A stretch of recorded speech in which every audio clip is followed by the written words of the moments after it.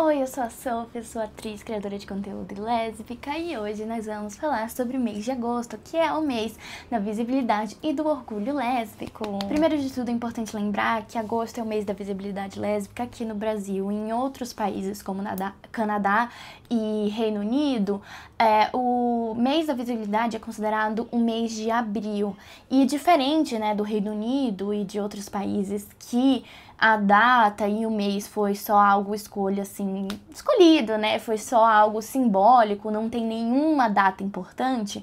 Aqui no Brasil a gente tem um levante, coisas importantes da data, que foi escolhida para ser esses dias importantes, então eu vou contar tudo pra vocês. Sabe o Stonewall?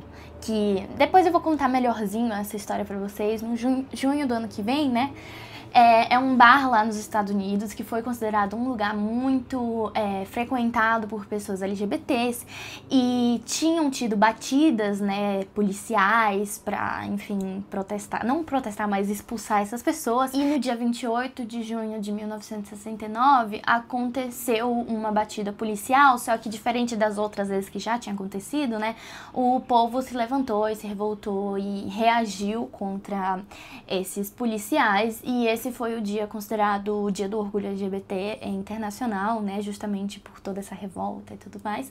Então, aconteceu bem parecido aqui no Brasil, só que agora sobre orgulho lésbico. Tanto que foi considerado o Stonewall brasileiro, Ferros Bar era um bar em São Paulo, na região boêmia de São Paulo, que foi inaugurado em 1971. Era um bar de ponto de encontro de ativistas, artistas, LGBTs, e mais ou menos no final da década de 70 foi considerado um ponto de encontro de mulheres lésbicas. Então elas iam lá para se conhecer, conhecer outras mulheres lésbicas e também para se sentirem seguras, porque ali tinham pessoas LGBTs que entendiam as vivências dela e era um momento para elas se sentirem seguras. Ali dentro nasceu o GALF, que é um grupo de organização política, grupo de ação lésbico-feminista, que além de lutar pelos direitos dos chamados GLS naquela época, também lutavam pelos direitos feministas e pelas vivências de pessoas negras, e viam esses movimentos todos como movimentos indissociáveis, então todos eles estavam ligados intrinsecamente. E foi um dos primeiros grupos de ação política liderados por LGBTs, brasileiros. E quando já tinha, várias pessoas lésbicas, várias mulheres lésbicas ali frequentando o bar, o GALF decidiu comercializar um jornal chamado Xana com Xana. Foi um jornal ou um boletim.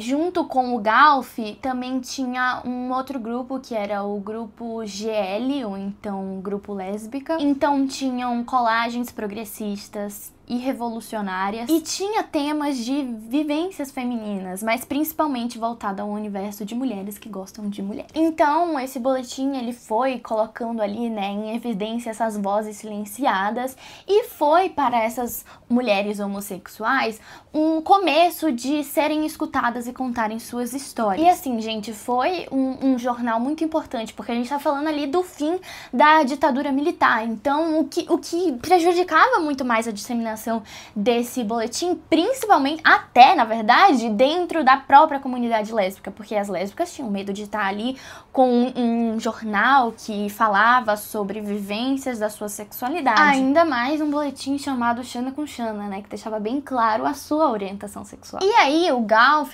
começou a vender na frente ali do Ferros Bar esse boletim justamente para promover as suas ações políticas, E em 83, o dono do bar decidiu expulsar as donas desse boletim, proibir a comercialização desse boletim e até impedir que elas voltassem a frequentar o bar.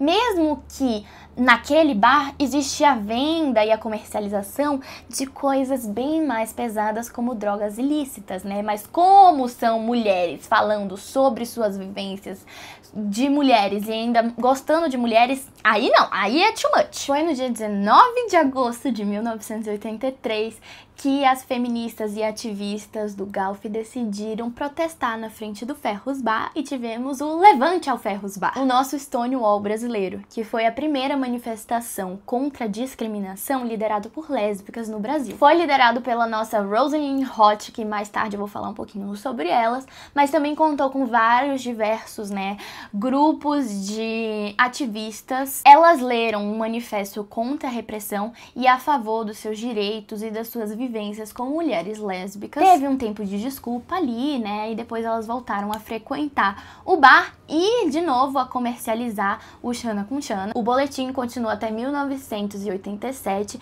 e as últimas edições tiveram, pautas super importantes, como a pandemia de AIDS, sobre a lei de anistia e o debate sobre a Constituinte. Vale lembrar também que, sobre a manifestação delas, elas já sofriam lesbofobia, inclusive dentro do próprio bar, com pessoas que também faziam parte da comunidade, só que a lesbofobia ela sempre foi algo maior dentro até da comunidade, porque tudo aquilo que eu já falei pra vocês, a regra é gostar de homem, então tudo que não é gostar de homem tá fora. Mas desde 2008, a Assembleia Legislativa do Estado de São Paulo reconhece esse dia como o Dia do Orgulho Lésbico Nacional.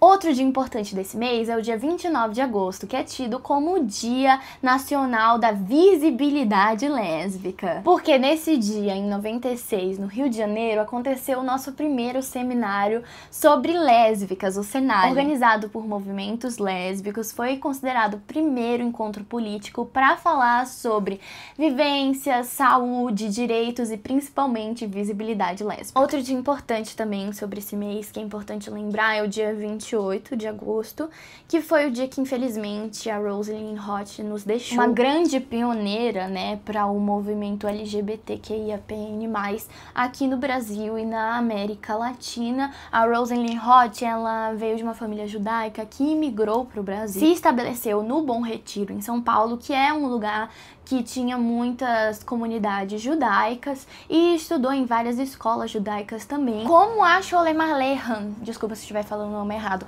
mas enfim, foi uma escola lá em São Paulo, judaica, que inclusive foi fechada na ditadura militar por ter viés comunistas. Em 1980, ela se formou pela PUC São Paulo em Filosofia e Antropologia e todos os trabalhos de conclusão dela foram sobre sexualidade e questões de gênero. Mas antes disso, na década de 70, ela já estava se envolvendo ali, com o que seria o embrião do movimento lésbico no Brasil e foi uma das fundadoras do Galf com menos de 20 anos. Apesar de muita contribuição para o movimento, aqui a gente não sabe até hoje muito sobre a história dela. Em 2024 aconteceu um grande movimento de resgate à história, tanto de movimentos LGBT+, no Brasil, quanto desses ativistas que foram tão importantes para eles. Rosalind morreu com 31 anos em 1990, em um atentado à sua própria vida. Depois de anos de abandono familiar, não só por conta da sua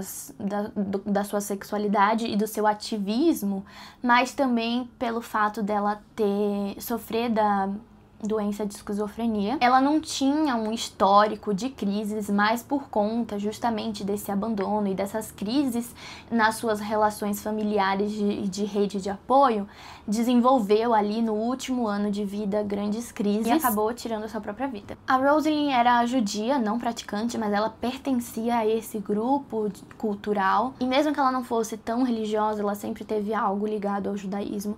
E quando ela morreu, ela foi enterrada em um cemitério judaico no Rio de Janeiro. Só que ninguém sabe sobre a procedência desse enterro. E ela também não tinha uma lápide. Então, além desse final triste para uma pessoa tão importante para o nosso movimento, ela também teve o seu túmulo abandonado. E ela não teve uma lápide por 34 anos. Ela passou mais tempo sem uma lápide do que tempo de vida. Ela foi considerada um ícone para pessoas judaicas LGBTs, não só pelo ativismo, em relacionado à sua sexualidade, mas também pelo fato religioso e cultural E é algo muito importante para essas pessoas, né, que conseguiam ver que as duas coisas podiam andar lado a lado, que ela podia ser judaica e lésbica do mesmo jeito. E para honrar suas vivências, o movimento Ga'avah, um movimento de pessoas LGBTQIAPN+, aqui no Brasil, criou uma campanha de arrecadação de dinheiro para dar a ela uma tseivá, que é uma lápide, só que cultural, né, da religião judaica, que seria uma forma de honrar ela. Com pouco mais de 3 meses, o movimento conseguiu arrecadar esse dinheiro para fazer esse tributo a ela. Eles colocaram um acrônimo na lápide, escrito em hebraico, pedindo para que a alma dela vivesse em paz e fosse colocada no pacote da vida, que é algo judaico, enfim, da cultura. Porque até então eles achavam que ela não tinha tido um encerramento, né? A alma judaica dela não tinha tido um encerramento decente, né? Justo. E esse foi o encerramento dela. Na lápide também tinha essa frase que ela escreveu em uma carta para amiga dela. Tente me achar em alguma estrela, se possível, aquela que te faça ver que você nunca está sozinha. É um símbolo de uma vida para além do ativismo, né? Que para além de todas essas ações dela, ela também tinha os amores, os afetos dela, mas também uma forma de lembrar dela. A Rosalynn, ela morreu em 1990, como eu disse, então ela não estava viva nem para ver o primeiro seminário lésbico do Brasil, né?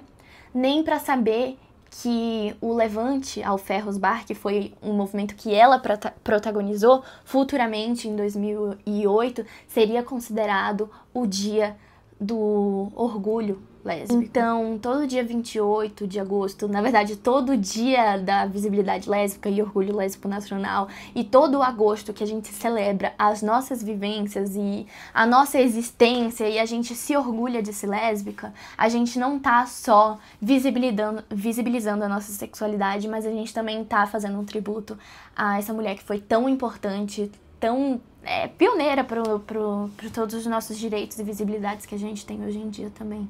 Então, vamos sempre lembrar da nossa Rosalynn. E todo esse movimento da lápide dela foi incrível e foi um ótimo tributo e um ótimo encerramento. Então, agradeço como uma mulher lésbica que teve todos os seus direitos também por conta dessa mulher a esse movimento que deu um fim digno para ela. Espero que vocês tenham gostado do vídeo, considere se inscrever no meu canal, curta esse vídeo também, me siga nas outras redes sociais, porque toda essa história que eu contei aqui, eu contei de forma resumida e um pouquinho antes, né, porque é mais fácil fazer vídeos mais curtos para as outras redes sociais, então eu contei lá antes de contar aqui, mas aqui eu quis trazer bem detalhadinho, bem com todas as informações que eu tinha, e eu espero que vocês tenham gostado. Um beijo, feliz mês da visibilidade lésbica e até o próximo vídeo.